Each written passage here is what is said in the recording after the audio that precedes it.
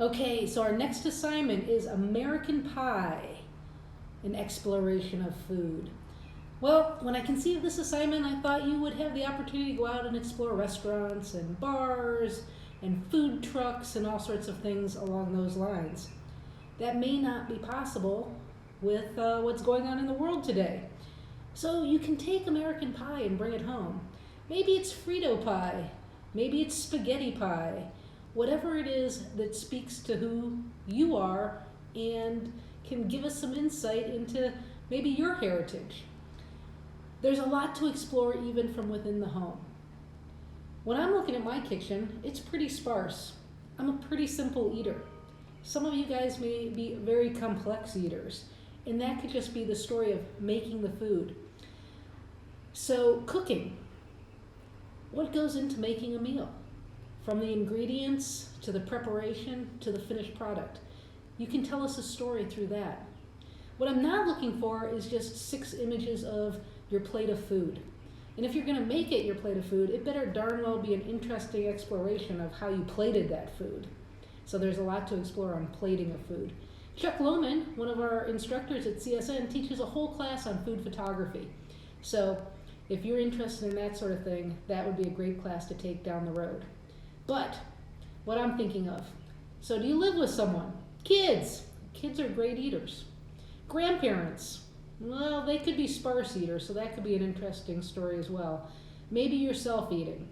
So I don't think I'm showing you me eating. That would be not very exciting. But I don't know, you might be able to make it more exciting than I would. If I were stuck here at home, and I think I am as well, well, I am, I'm going to look at the little tiny things in the kitchen that I find interesting. I have handmade cups that I've collected for years.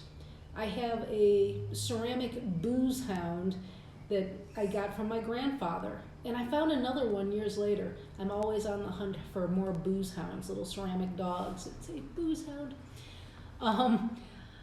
My pantry's pretty bare. My freezer is pretty stocked. So I'd be looking at all those little things. There are some great people to look at. Liz Hickok did a series called Jello City, where she took Jello and made cities out of them. And then over time, they mold and change and transform. It's really interesting. Her name is in our book, so pull out your book and take a look at her. We have Peter Menzel, Diana Freed, Fictitious Dishes. So you can make things up. You might remember last week we saw landscapes that were made out of bodies. What happens if you make a landscape out of food? Stephen Shore did a series called American Surfaces about food and more, but something worthwhile to look at. I'm actually going to have a slideshow ready for you also to look at different things, so we're going to be getting to that in a minute.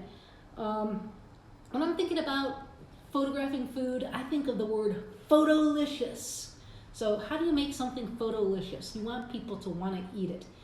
You want to color correct it, and we haven't done a lot of color correcting and Photoshop work yet, so we're going to start to talk about that through videos as well. I have some already made up, but you might not have Photoshop at home, so we're going to talk about ways to get around that, other apps that you could use, maybe even on your phone. So I want you to fill the frame. I want you to think about every corner that is in the frame. You're going to have time to work on this. It doesn't have to be overnight. You've got, let's say, 3 meals a day. That is the standard. Might not be you, but there's 3 meals a day that you could work this project for a week. So as you fill the frame, can you get closer? Can you abstract? Can you pull back and show the whole kitchen?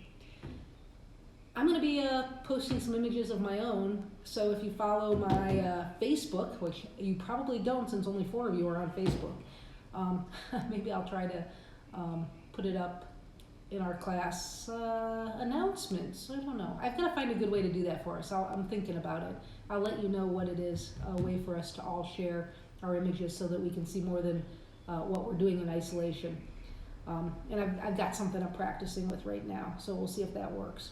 Anyways, Edward Weston said, photography to the amateur is recreation, to the professional is work, and hard work too, no matter how pleasurable it may be.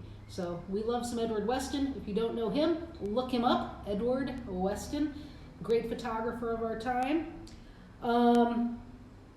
Think about where the light's coming from. Today it's a really flat day in here, but that could make for some interesting photographs. I'm lucky I've got great windows. I'm going to take my food by the windows. I'm going to have some fun. I hope you guys do too. Now, let's go look at the slideshow.